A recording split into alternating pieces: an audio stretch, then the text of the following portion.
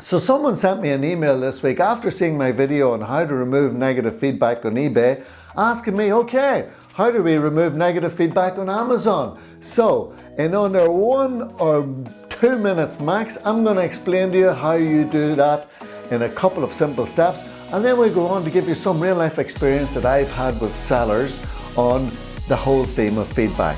So hang in there.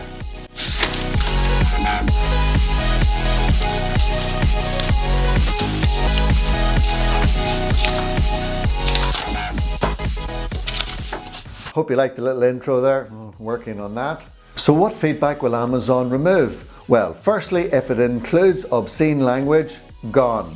Secondly, if it includes personally identifiable information, gone. Thirdly, if the entire feedback is a product review, gone. Fourthly, if the entire feedback is regarding FBA or customer service by Amazon itself, gone. So immediately, if the customer feedback has to do with any of the things that I've just mentioned, well then Amazon will remove it without any problem. That being said, the buyer can remove the feedback also if you contact them as the seller and ask them to do that. You basically just have to resolve whatever it was that they left negative feedback about. If that's all you've watched this video for, well then you can go now. You can click the links below where I include the Amazon help pages where it explains it in more detail, and you can read up there. If you want to stick around though for more juicy real life experiences which I've had in dealing with business owners, then hang in there and we'll talk about a few other things. So I've been asked in the past, well, do Amazon actually advise the buyer that they've removed the feedback?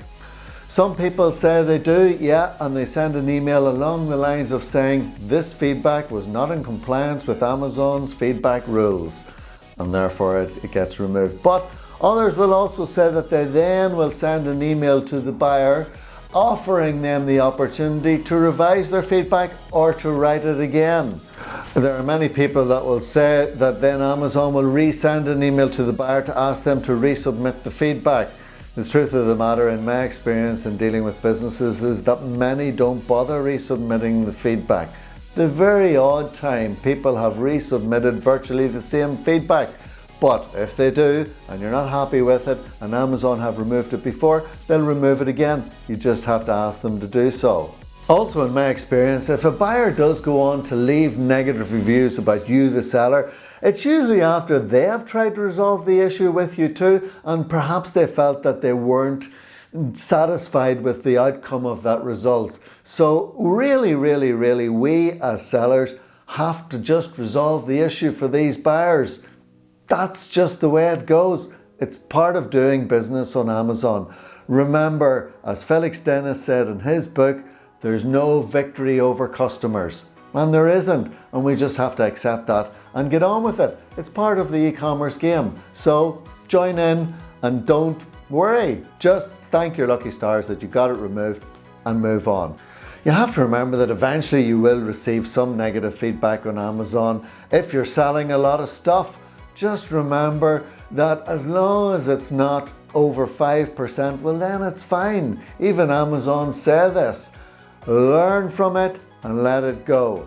Ask the buyer to remove it and then leave a response to the feedback if you still aren't satisfied, because you have that chance to do that too. Generally, people who are buying, who are normal consumers in the marketplace, won't leave negative feedback if they've had a positive experience. So don't be worrying too much about that. There are the odd cases where people will say that competitors have gone on and left negative feedback purposely. Well, all of that you just have to prove to Amazon that that's been the case and get them to remove it. I guess it's not really like eBay where the majority of people do leave feedback. In the case of Amazon, only about 10 or 20% of the people leave feedback anyway, and generally you'll see that there's something to do with the product there and then something about the experience that they've had. A lot of people, if they're not sellers themselves, actually believe that they're buying the product from Amazon, and that probably has a lot to do with the branding of Amazon that they do. So in that sense, I wouldn't worry too much.